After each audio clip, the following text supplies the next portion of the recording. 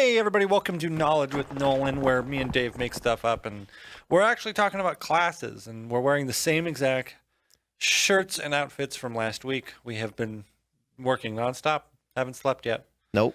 But Hence the bags under my eyes. what are we going to talk about today, Dave? Today, we are going to talk about my personal IRL class, which is Bard, which if anybody has met me, I am clearly a Bard.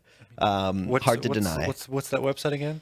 www.davemakesnoises.com. Exactly, Dave makes noises. Yes, that is what I do. So, your parents wanted you to be a wizard, but they just don't understand or appreciate your art. Anyway, here's Wonderwall. Welcome to Bard. Today we're here to talk about Bard at the beautiful Better Box TV in sunny Los Angeles, California. Perfect place to be a Bard. Yes, indeed. If you are a Bard and want to do Bard things, they have the Bard things for you to do. 100%. Indeed. Betterbox.tv. Check it out. So, yes. Here we are. Yeah, so Bard. Bard. You've given up your parents' dreams of you ever becoming a doctor. You've journeyed out into Sorry, the world. Mom and Dad. And you've decided to pick up some sort of performance art, whether that's music, knife throwing, or just being a sexy beep. And your journeying starts. Sexual dynamo. Is that what you meant to say? Sexual Tyrannosaurus. There we go. That's a feature that you can unlock in Borderlands 2 as the Gunzerker. Yeah. When you take damage, you heal. Yeah. Is the name of it. So you can definitely do that as a Bard. But when starting your journey as a Bard, you're going to want to start focusing charisma. That's your spellcasting. I dropped my pen. You dropped your pen. It's okay. It's my fault for twirling it nervously. You're going to want to focus charisma because that is your spellcasting ability score. So all your magic is focused around charisma. Then your second ability can either most suggest dexterity, but if you're just brave enough and you want to try that strength build Bard and be beefy boy headbutting the front row. Be George Corpse Grinder Fisher from Cannibal Corpse. Exactly. Or do like strength build. John Petrucci from Dream Theater, who's just like inexplicably jacked. Who else is like a ripped Bard? Because there's a few barbarians out there. Like IRL barbarians, you know what I mean? I know Glenn Danzig is one of them. We'll have to put a list together. Yeah. There's a few just like Henry Rollins. Actually, he's not all that tanky nowadays, but back in the day, I feel like I recall he was pretty fucking jacked. It's all punk rockers, man. Punk rockers just get ripped. We'll have to put a list down there. Metal guys. Yeah. Or if you want to headbang so hard that your hair is just striking your enemies with such strength and power. Could you mechanically call that a whip? Then, yeah. I whip my hair back and forth. I whip my hair back and forth. No. Oh. To be fair, though, her new stuff is banging. Willow Smith, her new tracks are unbelievable. Yeah. She's one of the best artists out there today. So, if you want to do strength build, be my guest. I'm sure it's a blast. There are some subclasses for Bard that just speak for a strength build. So, we're going to start talking about 5 interesting features that you get as a Bard kind of starting out. What's the first one, Dave? The first one you get is the glaringly obvious one. It is Bardic Inspiration. What does that do? Well, basically, your Wonderwall allows your party members or your allies an extra dice roll to add to an ability check, an attack roll, or a saving throw. Usually starts with a D6, and then you work your way up to about a D12 at level 15, we said? Cool, D12 at level 15, right? So you can use a bonus action to, like, snap your fingers and be really, really, really cool and just, sing them a song, and all of a sudden they feel so empowered that they can kill it a little bit harder. Yeah, and so like if you're fighting that tough enemy that's got that high AC, then you know what? You bardically inspire the ranger, the barbarian, or the fighter, and boom, they're hitting with such success. It's great. And some other subclasses let you mess around with that bardic inspiration dice as well. Yeah. So it could be used for damage rolls or for personal Bard uses as well. So there's a lot of cool things you can do with that. The next thing on our list is Jack of all trades, which just lets you be good. Well, kind of good at everything. Good enough. Yeah. At everything. So you add half your proficiency rounding down to any ability score. Or not ability score. Ability check. Yes. Ability check. So if you're not the sneakiest of people, that's fine, because then you're just kind of sneaky. If you're Sneaky enough. yeah, if you're not great at following a certain survival check and the ranger's off doing whatever he's doing, then you can kind of fill that role because you have that slight proficiency to every ability check. And what's the third one, Dave? The next thing we've got is our Song of Rest. So basically, on a short rest, you can play. You can play them Wonderwall, and your Wonderwall will grant them the.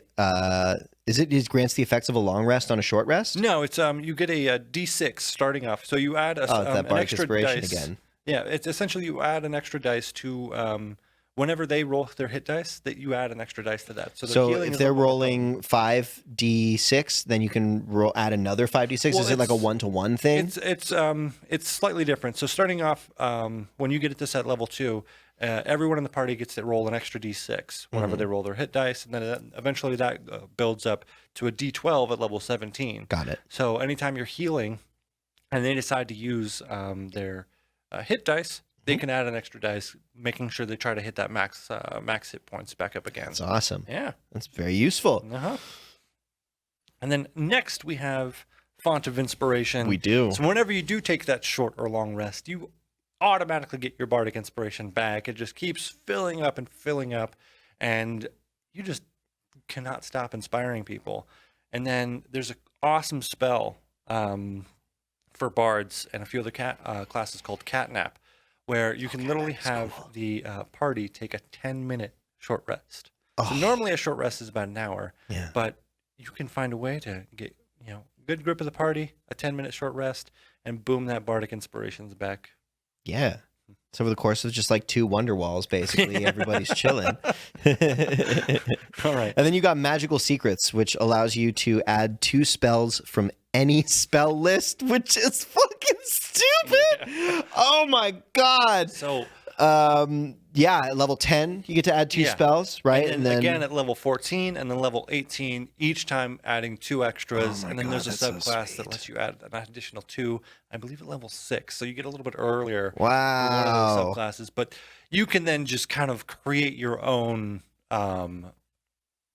you can just be unstoppable. If you are like, man, paladins are the only ones that get Fine Steed or Fine Greater Steed, and I really wanted like a mounted bard character, boom, you've got that. If you wanted to just...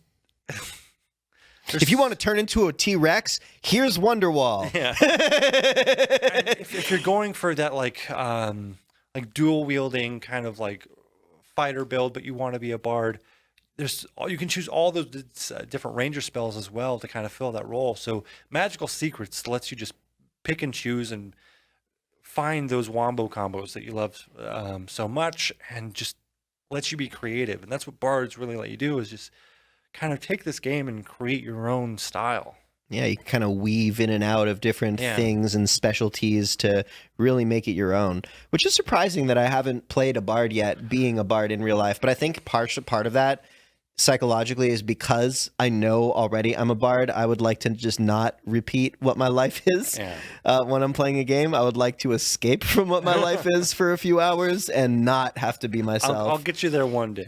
But I know I'd have fun as a bard, because I definitely like instinctively, like as an IRL bard, I see some of the things that bards do and I realize, wow, that is not too far off from the real deal, which is kind of interesting. Yeah.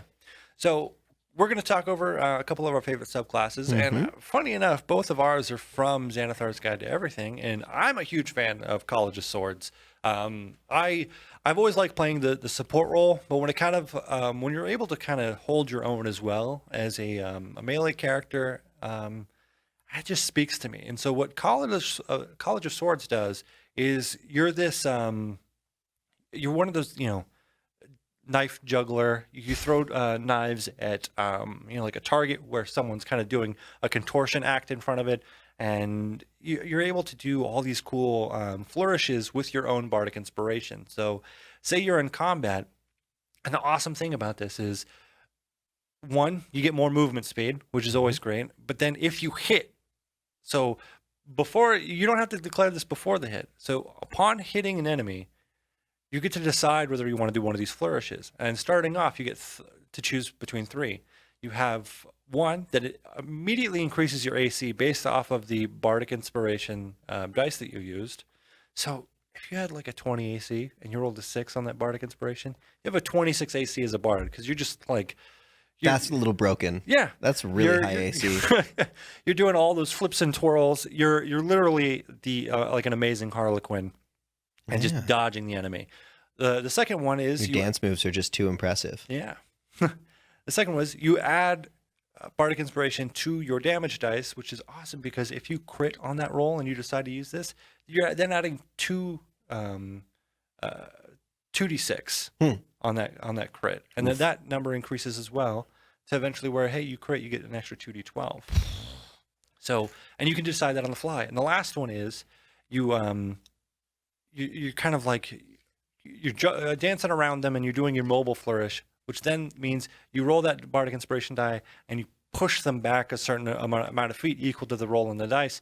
So say they're just about 6 feet towards the edge of a cliff, and you happen to have like a D8 on that Bardic Inspiration, and you roll a 7 or 8, then bye-bye. They're off a cliff now. And there's so many different cool things you can do with College of Swords, but the other cool thing is at level 14th, whenever you use a Blade Flourish option, you can roll a d6 and use it instead of expending Bardic Inspiration. So then you have the option to buff yourself with your flourishes and then pass out Bardic Inspiration to your allies. Wow. Yeah. That's pretty fancy. So what's your favorite?